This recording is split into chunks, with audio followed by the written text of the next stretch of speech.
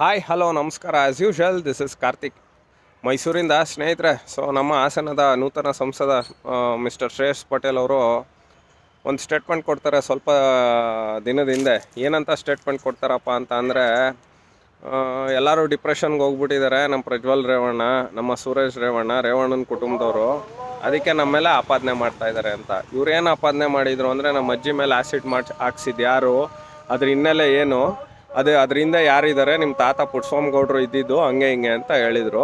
ಅದಕ್ಕೆ ಅವರು ಡಿಪ್ರೆಷನ್ಗೆ ಹೋಗಿದ್ದಾರೆ ಅಂತ ಹೇಳಿದರು. ಆಯ್ತಪ್ಪ, ಅವರೇನೋ ಡಿಪ್ರೆಷನ್ಗೆ ಹೋಗಿದ್ದಾರೆ ಸರಿ. ಶ್ರೇಯಸ್ ಪಟೇಲ್ ಅವರೇ, ನೀವು ಡಿಪ್ರೆಷನ್ಗೆ ಹೋಗಿ ಪೆನ್ ಡ್ರೈವ್ ಹಂಚ್ಬಿಟ್ಟು ಗೆದ್ರಲ್ಲ, ಇದೆಷ್ಟರ ಮಟ್ಟಿಗೆ ಸರಿ ಅಲ್ಲ? ಇಡೀ ಹಾಸನ ಜಿಲ್ಲೆ ಮಾತಾಡ್ತಾ ಇದೆ, ಯಾರು ಪೆನ್ ಡ್ರೈವ್ ಹಂಚಿದ್ರು ಏನು ಎತ್ತ.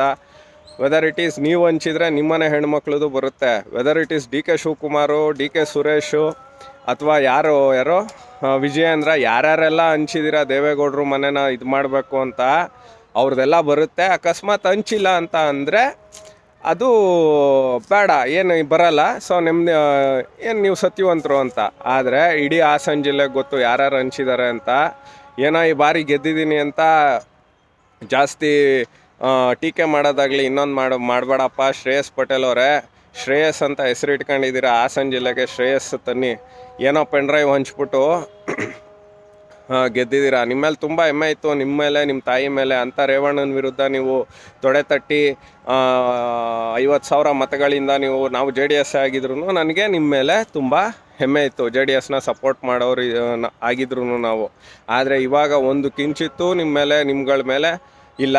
ಬಟ್ ಆದರೆ ಅದು ಏನು ಅಂತ ನೀವು ಆ ಪುಟ್ಸ್ವಾಮಿಗೌಡರು ಹಿರಿಸಾವೆ ಅಣ್ಣಯ್ಯ ಅವ್ರ ಮನೇಲಿ ಜನಿಸಿದಿರೋ ಗೊತ್ತಿಲ್ಲ. ಹಿರಿಸಾವೆ ಅಣ್ಣಯ್ಯ ದೇವೇಗೌಡರಿಗಿಂತನೂ ಒಂದು ಪಟ್ಟು ಜಾಸ್ತಿನೇ ಹೋರಾಟ ಮಾಡಿರೋರು. ಇರೋದನ್ನು ಒಪ್ಕೋಬೇಕು. ಯಾಕೆಂದರೆ ಹಿರಿಸಾವೆ ಅಣ್ಣಯ್ಯ ಅವ್ರು ಇರೋದಕ್ಕೇ ಚನ್ನರಾಯಪಟ್ಟಣ ಇವತ್ತು ಹಂಗಿರೋದು.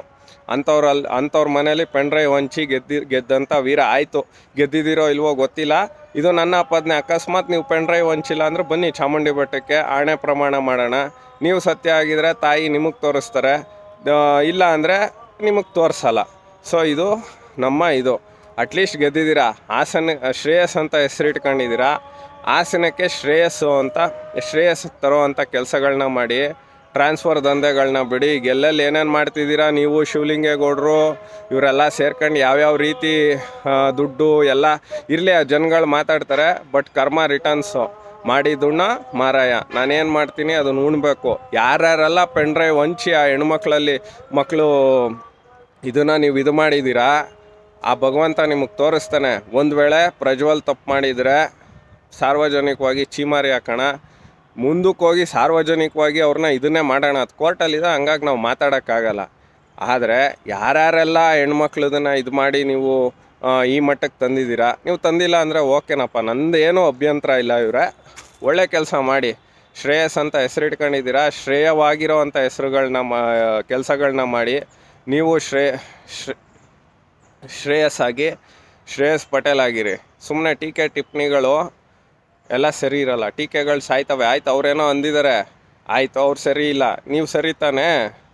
ಡಿಪ್ರೆಷನ್ಗೆ ಹೋಗಿದ್ದಾರೆ, ಇನ್ನೊಂದಕ್ಕೆ ಹೋಗಿದ್ದಾರೆ. ಇಂಥವ್ರನ್ನೆಲ್ಲ ಭಾಳ ನೋಡ್ಬಿಟ್ಟಿದ್ದಾರೆ ದೇವೇಗೌಡರು ಕುಟುಂಬದವರು, ಕರ್ನಾಟಕದ ಜನತೆ ಎಲ್ಲರೂ. ಸೊ ಗೆದ್ದಿದ್ದೀರಾ, ಅನ್ಯ ಮಾರ್ಗದಿಂದ ಗೆದ್ದಿದ್ದೀರಾ. ಸೊ ಗೆದ್ದಿರೋ ಅಂಥದ್ದನ್ನು ಅನ್ಯ ಮಾರ್ಗದಲ್ಲಿ ಗೆದ್ದಿದ್ರು ಸರಿಯಾದ ಮಾರ್ಗದಲ್ಲಿ ರಾಜಕಾರಣ ಮಾಡಿ ಹಾಸನ ಜಿಲ್ಲೆಗೆ ಒಂದು ಶ್ರೇಯಸ್ನ ತರಪ್ಪ. ಶ್ರೇಯಸ್ ಪಟೇಲ್ ಅವರೇ, ನಿಮ್ಗೆ ಒಳ್ಳೆಯದಾಗಲಿ. ಬಟ್ ನೀವು ಅಂಥ ಮನೇಲಿ ಹುಟ್ಟಿ ಈ ರೀತಿ ರಾಜಕಾರಣ ಭಾಳ ಅಂದರೆ ಹಾಸನ ಜನತೆನೂ ಅದನ್ನು ಕ್ಷಮಿಸಲ್ಲ. ಮುಂದಿನ ದಿನಗಳಲ್ಲಿ ನೋಡ್ತಾಯಿರಿ ಏನೇನಾಗುತ್ತೆ, ಏನು ಎತ್ತ ಅಂದ್ಬಿಟ್ಟು. ಬಟ್ ಎನಿಹೌ ತುಂಬ ಹೆಂಗಿದ್ದೀರಾ, ಎನರ್ಜೆಟಿಕ್ ಇದ್ದೀರಾ, ಒಳ್ಳೆ ಕೆಲಸ ಮಾಡಿ. ನಮಸ್ಕಾರ.